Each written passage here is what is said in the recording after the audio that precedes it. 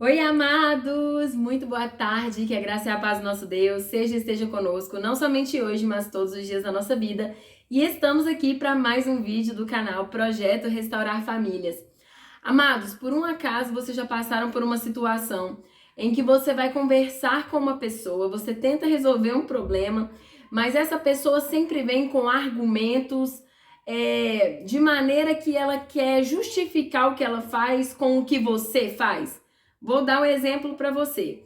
Você chega para algum amigo seu e você vira para ele e fala com ele assim: olha, infelizmente isso e isso que você tá fazendo, sabe? Não tá legal, sabe? A gente podia melhorar isso, podia tentar mudar para nossa amizade ser uma amizade melhor, mais saudável. E aí o seu amigo te responde assim: mas eu faço isso porque você faz isso. Então, resumindo, hoje nós vamos falar um pouquinho sobre essa culpa que a gente tem mania de jogar no outro. E o nosso tema de hoje é argumentos infinitos. Amados, eu tenho visto muitos casamentos acabando por causa desse tipo de coisa que tem acontecido no relacionamento, dentro ali da intimidade do casal. Muitos casamentos que não têm conseguido chegar num consenso por causa desses argumentos infinitos. Pessoas que têm argumento para tudo, amado, para tudo. Mas a pessoa não consegue entender que existe uma situação em que ela precisa mudar porque algumas atitudes e alguns comportamentos dela não têm sido bons para o relacionamento. Bom, amados, a gente já sabe que o casamento, ele gira em torno de duas pessoas, né? O casamento, tá? Não tô falando de família. Família é outra coisa, mas o casamento, a instituição do matrimônio, do casamento, gira em torno de duas pessoas, marido e mulher. E essas duas pessoas são totalmente diferentes uma da outra. É claro que cada uma ali tem a sua cultura, tem o seu jeito de pensar, tem a sua maneira de agir. E muitas vezes nós vamos nos casar com pessoas que têm sonhos muito parecidos com o nosso. Mas vamos nos casar também com pessoas que não têm sonhos tão parecidos, o que acaba aí pedindo que a renúncia seja um pouco maior. Amado, não quer dizer que porque você se casou com alguém que não tem o mesmo sonho, o mesmo plano que você, seja de fato uma coisa errada, ok? É claro que cada um tem o seu plano, seus sonhos, seus projetos, mas quando a gente se casa, isso precisa se unir com aquilo que é do outro também. Vou dar um exemplo para vocês aqui de um casal amigo meu, que eu amo de paixão esse casal, e assim, esse casal, eu conheci eles há uns anos atrás, quando eu mexia com festa, né? E o marido dessa moça, que veio a ser a minha amiga depois, ele trabalhava com o meu marido no aeroporto de Confins. E aí os dois ficaram amigos, os dois almoçavam juntos, conversavam juntos, e um dia, quando ele soube que eu mexia com festa, ele teve a ideia de me apresentar para a esposa dele, que fazia salgados. E eu, assim, eu meio que montei uma empresa de festas, então eu oferecia todo o trabalho, seja da decoração até o serviço de garçom, tudo eu queria oferecer ali na minha empresa, né? E aí, o que acontece? Eu conheci a esposa dele, ela fazia salgados, aliás, faz salgados deliciosos, e nós ficamos amigas. E com o passar do tempo, a gente foi conversando, a gente teve a oportunidade depois de abrir uma hamburgueria juntas, e nós duas nos aproximamos bastante, e ele também, né, acabou se aproximando mais do meu marido e de mim, porque nós nos víamos todos os dias, nós conversávamos muito. E esse rapaz, esse amigo nosso, ele tinha um sonho de ter um filho, amados, um filho. Ele queria ter um filho. Só que ela não queria ter um filho, ela não queria engravidar, por questões estéticas mesmo, né? Ela achava que não ia ficar bem grávida e tal. Mas aí a gente trabalhando juntas ali, eu fui conversando com ela e falando com ela, amiga, olha só, ter filho é tão bom, é tão lindo, sabe? O filho muda a nossa vida. E ele, o seu marido, ele vai ser um bom pai porque ele é tão carinhoso, ele é uma pessoa tão bacana, sabe? E ela, não, eu não quero, eu não quero. E aí, amados, nessa época ela não era convertida, ela ainda não tinha aceitado o Senhor Jesus. Eu não vou dizer que ela não era evangélica, ok? Mas eu vou dizer que ela não era convertida, que ela ainda não era cristã. Mas, após aceitar o Senhor Jesus, abrir o coração para Cristo, o Espírito Santo convenceu ela disso, sabe? Convenceu ela de que seria bom ter um filho. Afinal de contas, a família dela é do Piauí, mora longe, a família dele é de Alagoas. Então eles moram aqui em Lagoa Santa sozinhos. E assim, o Espírito Santo tocou no coração dela, né? De ter um filho com ele, de formar uma família com ele aqui. E aí um dia ela me ligou, depois ali acho que de uns 3 anos, ela me ligou e falou: amiga, eu decidi, eu vou ter um filho, eu vou tentar engravidar. E aí, amados, quando foi durante essa semana aí, se eu não me engano, na quarta-feira, ela me mandou mensagem e falou assim: amiga, tô grávida. Gente, pensa, eu fiquei tão feliz por eles, sabe? Assim, estou muito feliz por eles, porque eu acompanhei ali aquele movimento deles ali, até essa mudança de mente dela. Ele também aceitou Jesus. E assim, foi muito lindo o que Deus fez na vida deles. Mas olha só, o que acontece é o seguinte: de fato, os dois tinham pensamentos diferentes, né? Os dois tinham desejos diferentes. Mas a verdade é que o Senhor, ele acaba unindo esses propósitos para que o casamento dê certo. Só, amados, que não se trata de unir naquilo que nós achamos que tem que ser feito. O Espírito Santo convenceu ela não pelo que eu falei ou porque as pessoas falavam, porque ela já tinha convicção de que ela não queria ter outro filho. O Espírito Santo convenceu ela disso porque de fato vai ser algo bom para eles, porque se não fosse, eu tenho certeza que Deus não entraria nesse mérito com ela. Mas enfim, amados, nós precisamos entender que mesmo os nossos sonhos variando, sendo diferentes dos sonhos do nosso cônjuge, nós precisamos aprender a ouvir, a entender o lado do outro e a aceitar.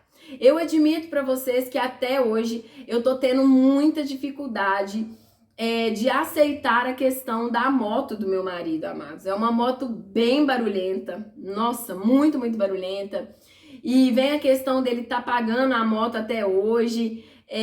Foi uma coisa que antes dele sair de casa a gente já tinha conversado, né? Eu já tinha exposto para ele a minha opinião a respeito. Então, assim, são coisas que nós vamos tendo dificuldade de aceitar ali, né? De acabar concordando, mas é só o Espírito Santo mesmo para nos ajudar nessa questão aí. Mas eu também sei que o meu marido tem coisas que eu faço e que ele vê em mim que não agrada a ele. Coisas que ele gostaria que eu mudasse. Só que aí que tá. Se nós não conseguirmos sentar, conversar e entender um ao outro, nunca chegaremos num consenso, não é verdade? E muitos casamentos têm acabado por causa disso. E por quê? Qual é a maior dificuldade hoje que eu vejo nos casais? Ontem, por exemplo, eu estava conversando com um rapaz, eu fui lá na lojinha dele comprar chinelo para as minhas meninas, e aí a gente acabou conversando e ele me perguntou, porque ele sabia, né, de toda a situação, ele joga futebol com meu marido, então ele soube ali da situação que a gente viveu, e ele começou a me perguntar algumas coisas e tudo mais. Ele soube também durante o tempo que nós estivemos fora, que eu fui a pessoa que lutou pelo casamento, né, pela restauração. Então ele acabou vindo me perguntar, porque ele falou que ele e a esposa dele estão vivendo um momento de pé de guerra, um momento já de alguns anos, sabe? E que ele não tá conseguindo chegar num consenso com ela, os dois têm brigado muito e que a vontade dele era de chutar o balde. Mas eu falei com ele, falei: olha, irmão, deixa eu te falar uma coisa. A última coisa que eu diria pra você é se divorcia. E outra coisa que eu vou dizer é que vocês precisam aprender a sentar, conversar e chegar num consenso. A palavra do Senhor vai nos dizer: como podem viver dois juntos se não entram em acordo? Precisa haver um acordo. Mas não tem como um casal entrar em acordo se as conversas desse casal sempre estão baseadas em argumentos. Eu e o meu marido estamos vivendo um tempo agora, amados, que a gente tenta conversar e aí ele vem com um argumento. A gente tenta conversar e eu vou com um argumento. E aí depois o Espírito Santo acaba falando: olha, isso aqui não precisava ter sido assim, né? Podia ter sido diferente. E nós precisamos deixar realmente o Espírito Santo nos alertar sobre algumas coisas, sabe? E nós precisamos tomar cuidado com esses argumentos infinitos, porque de fato nós sempre queremos ter a razão. Porque ao ter a razão não precisaremos mudar e nem renunciar a nada. Mas o casamento, ele gira em torno da renúncia.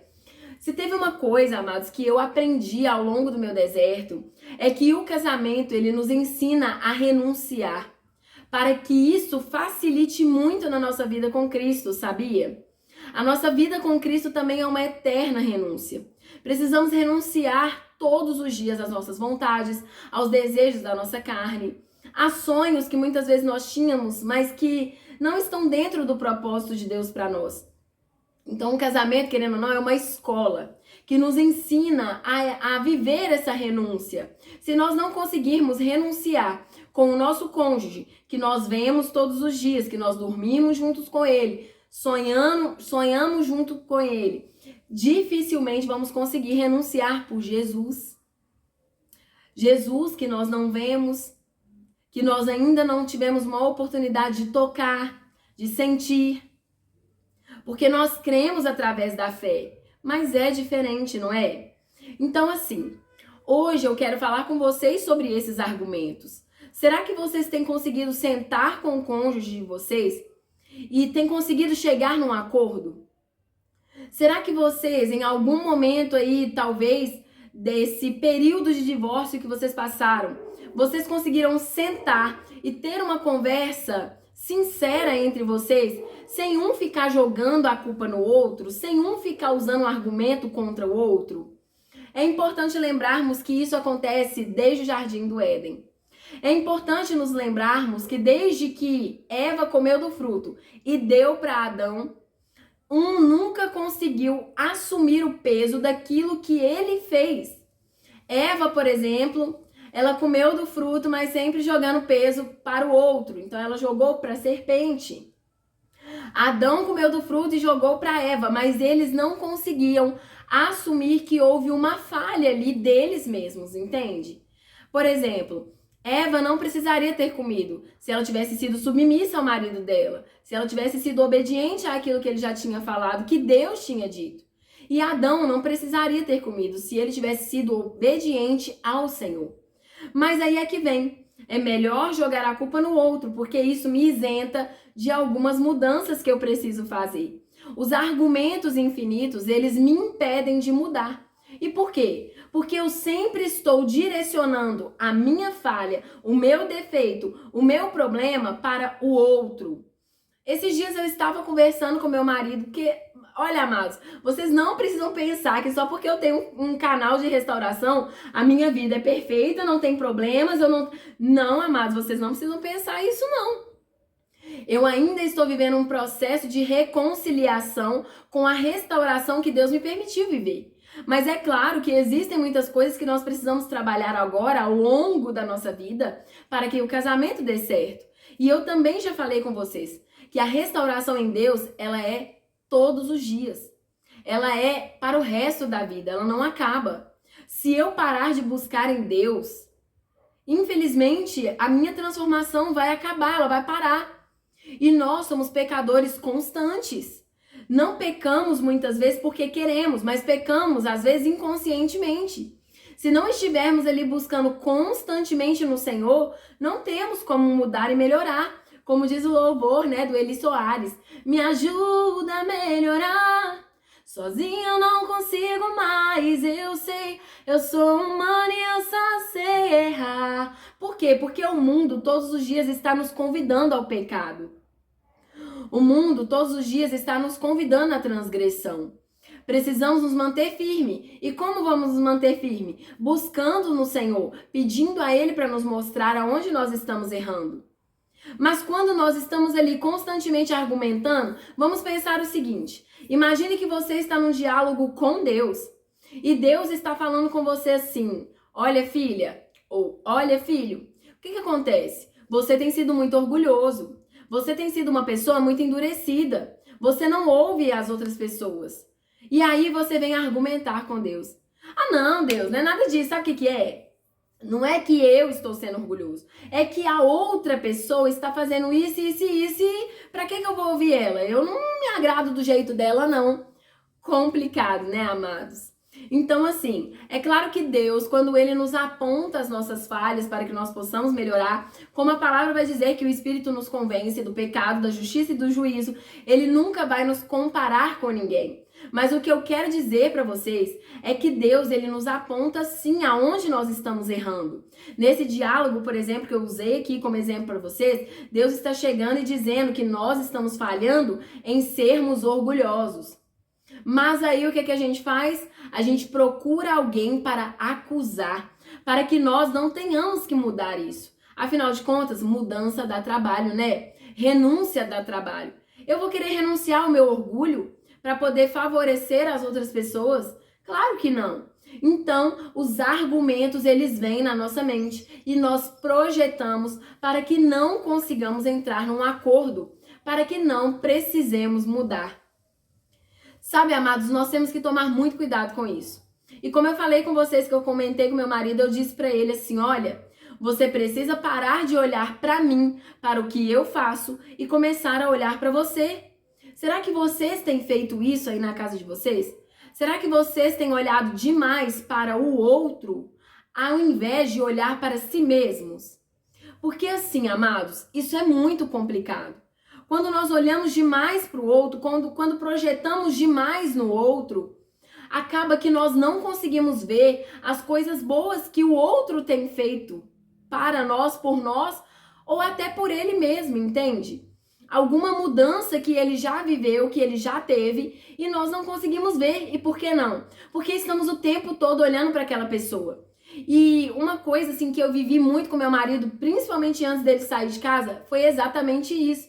E agora ele está voltando a fazer, mas eu creio no nome de Jesus que o Senhor vai convencer ele de que isso está errado. Por quê? Meu marido, ele criava muitas expectativas em mim. Então ele queria que eu fosse do jeito que ele me pintou. E ele ficava o tempo todo olhando para mim, esperando que eu viesse então a fazer coisas que ele já tinha imaginado que eu como esposa faria. Só que eu não sou a pintura que ele fez. Eu sou a pintura de Deus. Deus me fez do meu jeito, Deus me fez com um caráter, Deus me fez com as minhas características. Então a verdade é que ele não tinha que olhar para mim esperando que eu fosse algo ou alguém, esperando que eu fizesse as coisas daquela maneira. Mas ele tinha que olhar para mim e procurar em mim as minhas qualidades. Mas é aí que estava o problema. Às vezes meu marido vinha reclamar comigo dizendo assim, porque você não é muito carinhosa. Porque de fato, amados, eu vivi uma infância muito complicada. E eu compartilhei carinhos assim com meu avô, coisas de amor. Na época que eu fui morar com meu avô, eu não morei muito tempo com ele. E eu recebia muito amor dele, sabe? Ele era como um pai para mim. E nós éramos muito, muito apegados um ao outro. Eu ajudava ele me ajudava e era muito bom para nós. Mas quando eu me casei, eu tive muitas dificuldades com essa questão do carinho. Porque eu era uma pessoa muito fria. E talvez ainda seja. Eu acredito que Deus está trabalhando isso em mim. Só que quando meu marido, olha só, imagina. Quando meu marido vinha falar comigo, eu absorvia aquilo para mim. Eu entendia que eu precisava mudar e eu procurava mudar.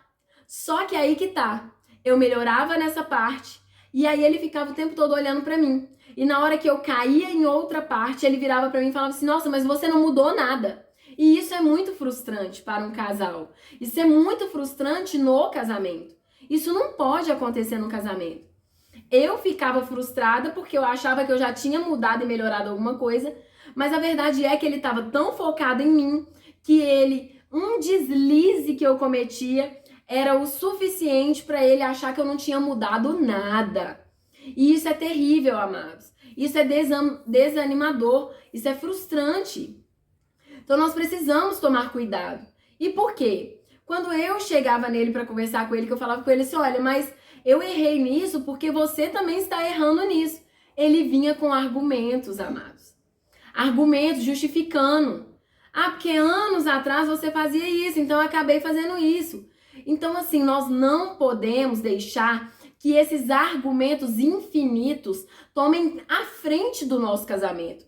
Nós precisamos aprender a ouvir, a absorver, a meditar naquilo que nos foi falado, para que possamos verdadeiramente mudar. O que Tiago vai dizer? Sejam prontos para ouvir, tardios para falar e tardios para se irar. Imagina, muitas vezes quando vamos conversar com o nosso cônjuge, que nosso cônjuge aponta algo que não está sendo de bom grado ali no casamento, qual é a primeira coisa que nós queremos fazer? Argumentar. E ficamos bravos, nervosos. Não queremos aceitar o que o nosso cônjuge está dizendo ao nosso respeito. Mas o nosso cônjuge, muitas vezes, não é todas as vezes, tá? Existem cônjuges que realmente aproveitam da situação para ficar o tempo todo nos acusando, julgando coisas em cima de nós. Mas muitas das vezes os nossos cônjuges estão falando algo que realmente não tem sido bom para o casamento. Só que nós queremos argumentar. Não conseguimos de fato fazer o que Tiago está nos ensinando. Sejam prontos para ouvir, tardios para falar e principalmente tardios para se irar. Porque a ira vai nos levar à briga. E à medida, amados, que nós vamos argumentando, usando desses argumentos infinitos que nunca acabam, e não conseguimos aceitar que de fato estamos errando em alguma área da nossa vida, nunca iremos mudar. Além do que, isso vai gerar briga. Por quê? Você argumenta de um lado, aí o seu cônjuge vem argumentar de outro, e fica uma eterna defesa. Um se defendendo contra o outro, um se defendendo do outro, e vocês nunca conseguem chegar num acordo. Como chegar num acordo com argumentos infinitos? Como? Precisamos aprender a ouvir para chegar num acordo. Casamento sem acordo é impossível subsistir. Não tem como um casamento subsistir sem acordo. Não tem como um casamento subsistir dividido. O próprio Jesus vai dizer que uma casa dividida, ela não subsiste. Não tem como, amados. Um reino dividido não subsiste. Então nós precisamos aprender a chegar num acordo. Tanto nós quanto os nossos cônjuges precisam aprender a ouvir, precisam aprender a entender e principalmente aprender que nós não somos a característica da pintura que eles fizeram de nós. O problema da religiosidade, o grande problema hoje da religiosidade no casamento tem sido isso, amados. A religião pinta um tipo de mulher e pinta um tipo de homem e nós acabamos nos baseando no que a religião nos diz que deve ser. E não tem nada disso. Ah, porque a esposa perfeita é aquela esposa que não sei o que. Não, amados. Você pode ser perfeito do seu jeito, da maneira que Deus te criou. Você não precisa se adequar a um padrão que está sendo ditado para você ser bom o suficiente. E é claro também lembrando que nós nunca seremos bons o suficiente. E o grande fato que eu vejo também nos casamentos é isso.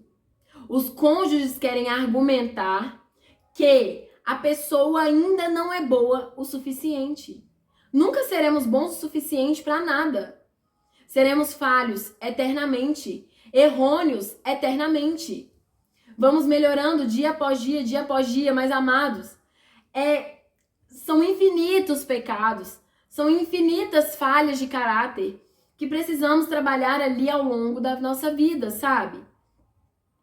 Então, o nosso cônjuge, ele não pode olhar para nós esperando que nós sejamos perfeitos, porque de fato não seremos totalmente perfeitos. Mas nós podemos ser bons naquilo que Deus nos criou para ser. Por isso eu digo, não fique o tempo todo argumentando, esperando que o outro caiba nessa vestimenta que você criou para ele. Mas aprenda a ouvi-lo e a entendê-lo sem argumentos, para que vocês dois possam melhorar. Olha, se existe um lugar que de fato trabalha o nosso caráter, esse lugar é o casamento. É o casamento. Não é fácil? Não é fácil. E como eu disse para um rapaz ontem, eu falei com ele, olha, casamento não é fácil. Tem hora realmente que é desanimador. Ué, fazer o quê? É a verdade. Mas pior é depois que você experimentou o casamento, você largar tudo e ou trocar ou ficar sozinho. Porque a experiência do casamento é única. E o que, amados, nessa vida que vai incluir pessoas que vai ser fácil? Nada é fácil. Eu trabalhei uma época no supermercado. Eu era menor aprendiz lá e eu trabalhava embalando as compras das pessoas. E eu via o quanto era difícil para as operadoras de caixa lidarem com alguns tipos de clientes. É muito difícil lidar com pessoas. E no casamento não são dois animais, são duas pessoas. Duas pessoas diferentes, que precisam o tempo todo estar em acordo para que a instituição funcione. Então, que o vídeo de hoje ajude você a acabar de uma vez por todas com esses argumentos infinitos. A nossa mente, amados, o pastor ele falou num culto, na verdade já tem uns 3 cultos que ele falou sobre isso, que a nossa mente, ela produz cerca de 7.000 pensamentos num dia. E dentro desses 7.000 pensamentos, eu acredito que 6.900 sejam só argumentos que nós estamos planejando para poder colocar para fora, seja com o nosso cônjuge, seja com o vizinho, seja no trabalho, seja onde for. Queremos argumentar. Não conseguimos simplesmente calar e ouvir. Mas que no vídeo de hoje nós possamos aprender a calar e ouvir. Eu vi, inclusive, que muitos casamentos não viveram restauração por causa disso. Os cônjuges não conseguiam parar e ouvir um ao outro. Ter uma conversa saudável e chegar num acordo. Falar um pro outro, sabe? Olha, isso que você está fazendo, infelizmente, não está sendo bom para nós dois. E o outro ouvir e dizer, tudo bem, eu vou pensar a respeito e vou pedir a ajuda do Senhor para poder mudar isso. Não. A maioria dos casais se sentam e quando um vai falar do problema, o outro já está com o argumento na ponta da língua. Ah, mas eu faço isso porque você faz aquilo. E aí, eternos argumentos infinitos. Argumentos infinitos não nos levarão a nada. E lembro mais uma vez, não adianta apenas uma pessoa abrir mão dos argumentos, uma pessoa viver renunciando, uma pessoa viver ali, querer viver uma transformação, querer ter uma mudança, enquanto a outra pessoa só lapada nas costas. Enquanto a outra pessoa só monta em cima. Enquanto a outra pessoa quer insistir. Não adianta, amados. Isso não é casamento. Isso não é casamento, isso é fardo. Casamento não pode ser um fardo. Principalmente se o casamento tiver Jesus. Principalmente se o casamento for entre pessoas cristãs. Porque Jesus não vai dizer que o fardo dele é suave? Que o jugo é suave, que o fardo é leve? Então, o casamento não pode ser um fardo. Muito menos um fardo pesado. O casamento, ele precisa ser leve. Ele precisa ter concordância. Ele precisa ter comunicação. E essa comunicação não pode vir com argumentação. Ela tem que vir com ouvir, entender e pensar.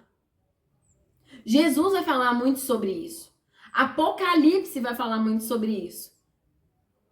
Quando João descreve aquele que tem ouvidos para ouvir, ouça o que o Espírito diz.